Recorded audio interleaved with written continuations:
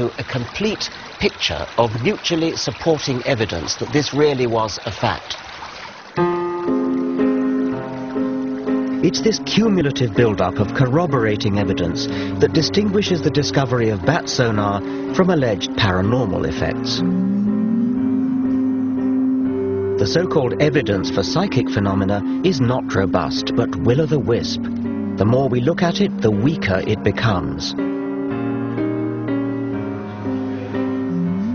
The alleged detection of water through dowsing is not obviously ridiculous. It might work, but does it?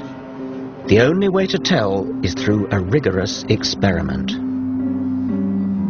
How does dowsing work? That's the #1 question, and nobody can answer you.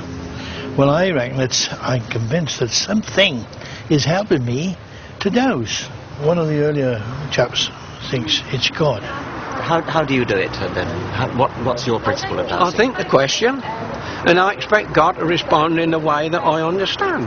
I'm going to expect the right hand one to point to the camera and the left hand one straight forward.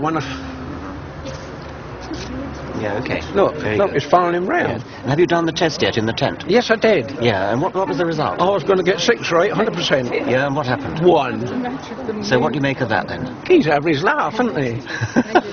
He loves a joke. Yes. You don't realise.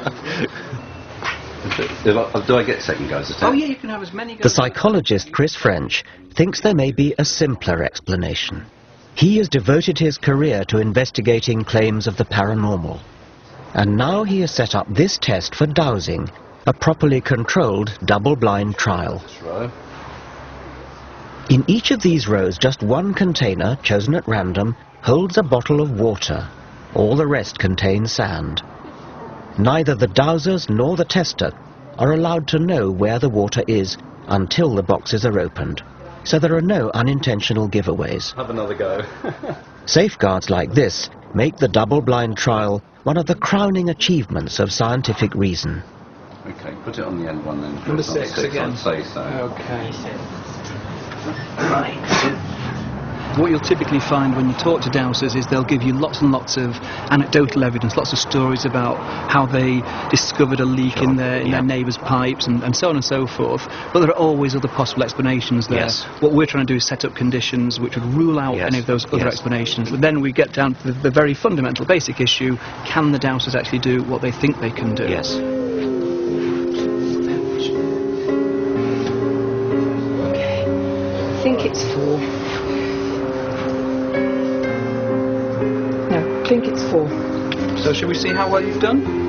This is sand. In that case, I can't do this. This is the waters in number 5. Sand again. This time, guess was bin number 3. And this time you're correct. That's water. And I bet that's sand. Yes, we're actually the 2 possible ones. Final trial, it's sand again, I'm afraid. In that case, I'm 100% wrong again. Well, you got 1 right out of 6, which is what we'd expect by chance. So far, they're performing pretty much in line with mean chance expectation. In other words, guesswork. Yeah. So no one has scored more than 2 hits out of 6. 3. 3. The people you've been testing, do they understand why they're being put through the double-blind procedure? I think once we've explained it to them, then they appreciate why someone who is perhaps sceptical or doubtful about their claims would see that that was necessary. What's interesting is it doesn't actually tend to dent their confidence at all. Which suggests that they're completely sincere. I think they are completely sincere. Yes. And that they're typically very, very surprised when we run them through a series of trials and actually say at the end of the day, well, your performance is no better than would expect just on the basis of guesswork. And then what typically happens is they'll make up all kinds of reasons, some might say excuses, as to why they didn't pass that particular test. I feel the whole test is wrong. I'm shocked beyond words that this has happened. But I did say from the outset, couldn't we just sort out some grey blocks and some scaffold boards so that I can walk above it, which is what I would routinely do, and I've done for 40 years. Who knows where or what bottles were in what tubs. That's the whole point, isn't it? That's the whole point. But if you understand dowsing like I do, you'll understand that everything leaves an image. This state of denial is extraordinary. Even when confronted with hard fact, these dowsers prefer not to face up to truth, but retain their delusion.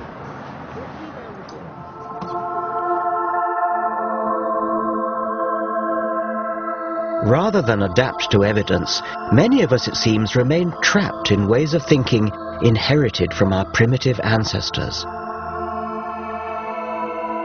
Irrational belief, from dowsing to psychic clairvoyance, has roots in early mankind's habit of attributing spirit and intention to natural phenomena such as water, the sun, a rock, or the sea.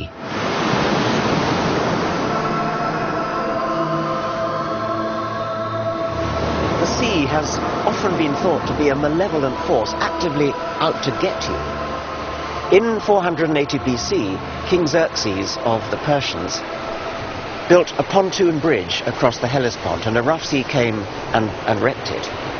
And King Xerxes was so furious that he sentenced the sea to 300 lashes. I wonder whether there's something of King Xerxes in all of us to this day. We don't want to believe that things just happen. We want to believe that there's some kind of deliberate intention behind everything, even where inanimate objects are concerned. And perhaps that is the key to humanity's belief in the supernatural.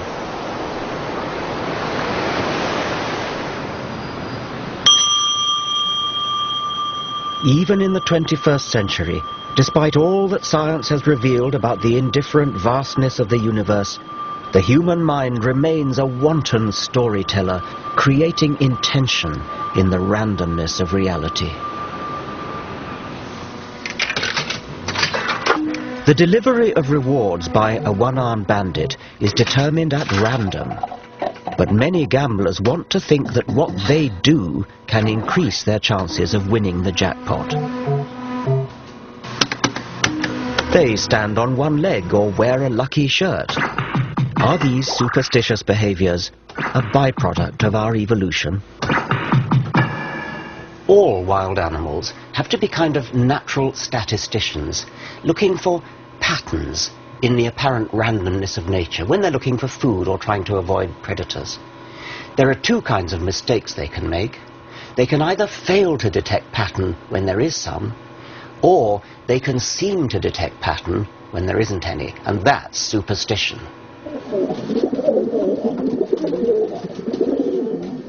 60 years ago, the American psychologist B.F. Skinner investigated the behavior of pigeons, rewarding them with food when they learnt to peck a key in the feeding apparatus.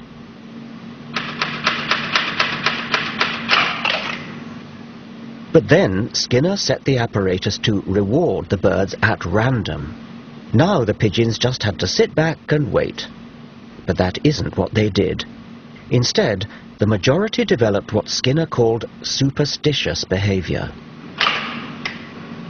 When an individual pigeon, for example, happened to look over its left shoulder, and the reward mechanism just happened to click in at that point, it would have got the idea that it was looking over the left shoulder that had got it the reward, so it tried it again.